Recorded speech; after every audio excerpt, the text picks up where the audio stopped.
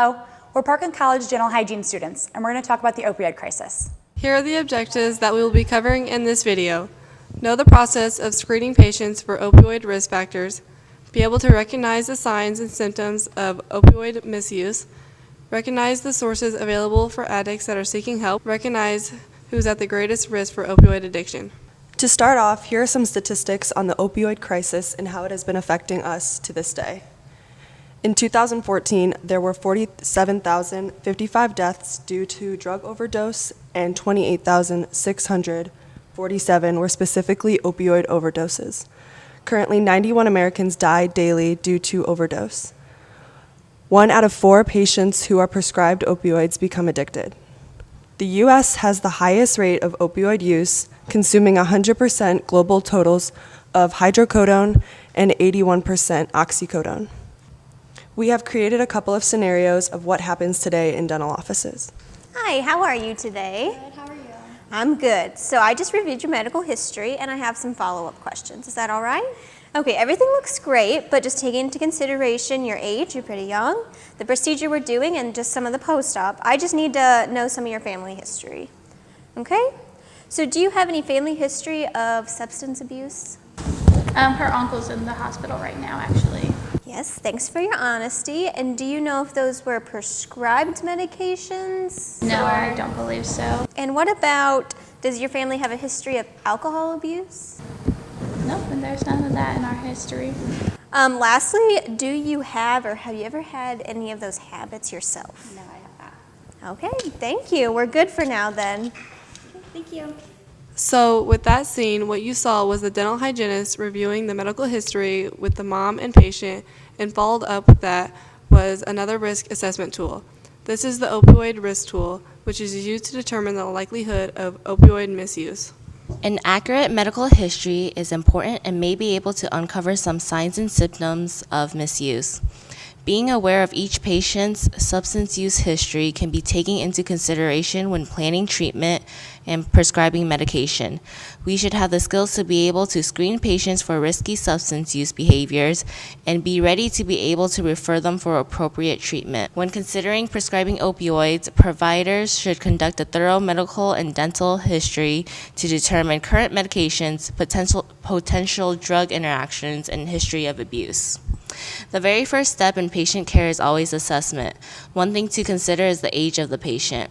Adolescents are the most common to be addicted to opioids, especially those that are opioid naive. Many adolescents' first major surgical procedure is the wisdom teeth removal, and with that procedure, most dentists are going to prescribe some type of opioid for pain management. 54% of the medication usually goes unused after oral surgery and have the potential to be sold or misused. Dentists face a huge dilemma when it comes to prescribing medications because he or she does not want to prescribe too much, but at the same time, they want the patient to be pain-free.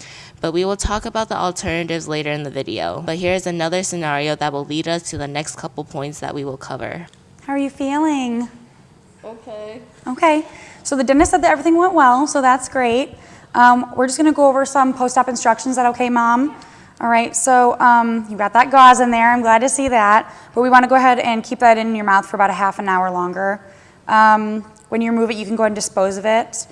I want you to try not to touch your wounds, okay? We don't want to go ahead and do any mouthwash. So those can dislodge your clot that doctor put in there so that you're not bleeding it on. We're going to go ahead and have you rest and relax for today until you feel comfortable being active again. But you can also put ice packs on your cheeks to try and reduce that swelling. And then soon that anesthetic that we gave you for the procedure is going to wear off. So Mom, I wanted to talk to you about the prescription that the doctor wanted to write for you. He wanted to go ahead and give her Vicodin, and she'll take that when that pain starts to come and that discomfort after that anesthetic wears off. Okay, is there any alternative to that? I'm not really sure I want my 17-year-old taking opioid or Vicodin or anything like that. No, I completely understand that. I'm actually glad you asked. I understand that with your family history that I went over, the fact that she is a teen and teens that undergo oral surgery are at a higher risk. I understand why you don't want to, give that to her. The hygienist does your risk assessment for the opioid misuse, and based on the answers that we got from you guys, since she's at a higher risk and then your family has a history, if you decide to get the prescription, You can go ahead and store that in a locked cabinet. That will help. And then only give that to her, when she needs it, as the doctor prescribed it. And if you don't want to go ahead and get that prescription, we suggest 400 milligrams of ibuprofen along with about 1,000 milligrams of Tylenol or acetaminophen. So the research shows that that is just as effective as an opioid, but if you have any opioids at home already, you want to go ahead and make sure to monitor those pills and the refills and how you dispense them, and then go ahead and get rid of any unused pills so they're not laying around the house. And with that seen, the mom is concerned about the risk of addiction and was reaching out for help. But not everyone will be like her and will reach out for help, so it should be mentioned to every patient at risk. These were all the points that the assistant had hit. Next, we are going to cover some common signs and symptoms of opioid misuse.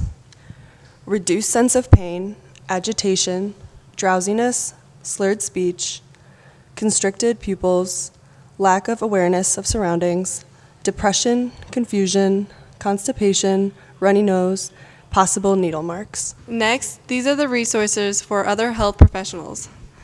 The SAMHSA offers a lot of information on treatment and tips on how to deal with opioid misuse.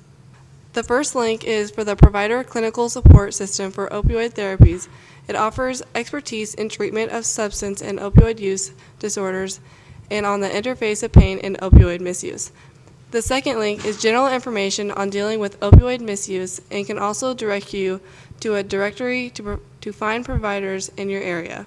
Here are the resources for individuals who are asking for help. The opioid hotline is 855-984-8912. It's a 24/7, it's toll-free and confidential. 911 is also there. It's a national hotline for any emergencies, but the best bet is just to talk to your physician because they are better equipped to be able to refer you to rehab centers and give you other resources in your state. Thank you for watching our video. We hope you are better informed about the opioid crisis.